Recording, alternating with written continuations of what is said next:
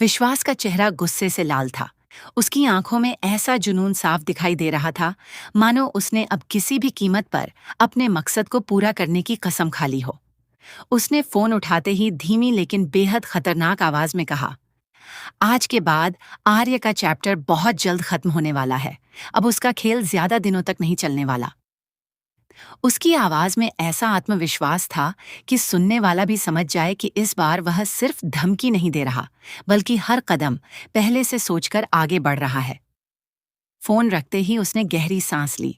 उसके चेहरे पर हल्की सी मुस्कान थी, लेकिन उस मुस्कान के पीछे छिपा तूफान कोई नहीं देख पा रहा था। तभी उसके सामने एक नकाब पहने शख्स आकर खड़ा हो गया। विश्वास ने बिना समय गंवाए कहा, बहुत मन कर रहा है तुम्हें बताने का कि अब सब कुछ बदलने वाला है, लेकिन उससे पहले अपना मास्क उतारो। अब वक्त आ गया है कि मैं तुम्हारा असली चेहरा देखूं। कुछ पल के लिए वहां बिल्कुल सन्नाटा छा गया। हवा की आवाज तक साफ सुनाई दे रही थी। नकाब पहने शख्स ने इधर उधर देखा, जैसे उसे डर हो कि कोई उन्हें देख न ले। उसने धीमी आवाज में कहा, अगर किसी ने मुझे यहां देख लिया तो बहुत बड़ा बवाल हो जाएगा। अभी सही समय नहीं है। लेकिन विश्वास पीछे हटने वालों में से नहीं था। उसने दोबारा कहा, अब डरने का वक्त खत्म हो चुका है। इतने दिनों से जो खेल चल रहा था, उसका आखिरी पड़ाव आ चुका है। मुझे सच जानना ही होगा। दोनों के बीच बढ़ता तनाव साफ महसूस किया जा सकता था। ऐसा लग रहा था जैसे अगले ही पल कोई ऐसा राज सामने आने वाला है जो पूरे परिवार की नींद उड़ा देगा। उधर दूसरी तरफ अवंतिका बेचैन होकर विश्वास को ढूंढ रही थी। उसके हाथ में एक खूबसूरती से पैक किया हुआ गिफ्ट था। यह गिफ्ट उसने खास राज के लिए खरीदा था, लेकिन जब वह विश्वास के सामने पहुंची तो उसे उम्मीद नहीं थी कि विश्वास उसे देखकर इतना नाराज हो जाएगा। विश्वास ने गुस्से में कहा, तुम यहाँ क्यों आई हो? मैंने तुमसे साफ कहा था ना कि मैं आर्य को इस घर से निकालकर ही वापस लौटूंगा। फिर भी तुम मेरी बात मानने के बजाय यहाँ चली आई। तुम्हें अंदाजा भी है कि तुमने कितनी बड़ी गलती की है। उसकी आवाज इतनी तेज थी कि अवंतिका कुछ पल के लिए सहम गई। उसने पहले कभी विश्वास को इतना परेशान और गुस्से में नहीं देखा था। अवंतिका की आंखें नम हो गईं। उसने खुद को संभालते हुए कहा, विश्वास, बस एक मिनट। क्या तुम मेरी बात सुनोगे या सिर्फ अपनी ही बात कहते रहोगे? उसकी आवाज में शिकायत भी थी और अपनापन भी। विश्वास कुछ पल के लिए चुप हो गया।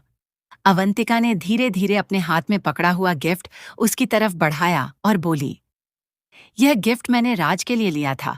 मैं तुम्हारे हाथों उसे देना चाहती थी, लेकिन तभी डिम्पल आंटी का फोन आ गया। तुम इतनी जल्दी में वहां से निकल गए कि मुझे कुछ कहने का मौका ही नहीं मिला। मैं चाहकर भी तुम्हें रोक नहीं पाई। उसने हल्की मुस्कान लाने की कोशिश की, लेकिन उसकी आंखों की नमी सब कुछ बयां कर रही थी। वह बोली, हो सकता है तुम्हारे लिए यह सिर्फ एक गिफ्ट हो, लेकिन मेरे लिए यह बहुत मायने रखता है। तुम्हें शायद अंदाजा नहीं है कि इस शहर में मेरे अपने कितने कम हैं। तुम्हारे अलावा मेरा है ही कौन? राज, डिम्पल आंटी और पूरा परिवार। यही तो मेरी दुनिया है। अगर मैं अपने लोगों के लिए इतना भी नहीं कर सकती, तो फिर अपने होने का क्या मतलब? उसकी बातें सुनकर विश्वास का गुस्सा धीरे धीरे शांत होने लगा। उसे एहसास हुआ कि अवंतिका यहाँ किसी जिद में नहीं, बल्कि अपनेपन की वजह से आई है। विश्वास ने गहरी सांस ली और धीमी आवाज में कहा, अवंतिका, मुझे माफ कर दो। मैंने तुमसे जिस तरह बात की वह गलत था, लेकिन तुम मेरी मजबूरी समझने की कोशिश करो। अभी इस वक्त तुम्हारा यहाँ होना हमारे लिए बहुत बड़ा खतरा बन सकता है। दुश्मन हर तरफ नजर रखे हुए हैं। अगर किसी को तुम्हारे यहाँ आने की भनक लग गई तो हमारी महीनों की मेहनत एक पल में बर्बाद हो जाएगी। अवंतिका चुपचाप उसकी बातें सुनती रही। विश्वास ने उसकी आंखों में देखते हुए कहा, मैंने तुमसे एक वादा किया था, याद है ना? मैंने कहा था कि मैं हर हाल में तुम्हें सुरक्षित रखूंगा। उसी वादे को निभाने के लिए मैं आज अपनी पूरी जान लगा रहा हूं।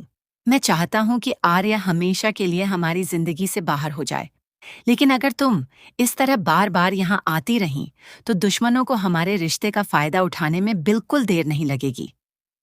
अवंतिका के चेहरे पर चिंता साफ दिखाई देने लगी। अब उसे पहली बार महसूस हुआ कि मामला उसकी सोच से कहीं ज्यादा गंभीर है।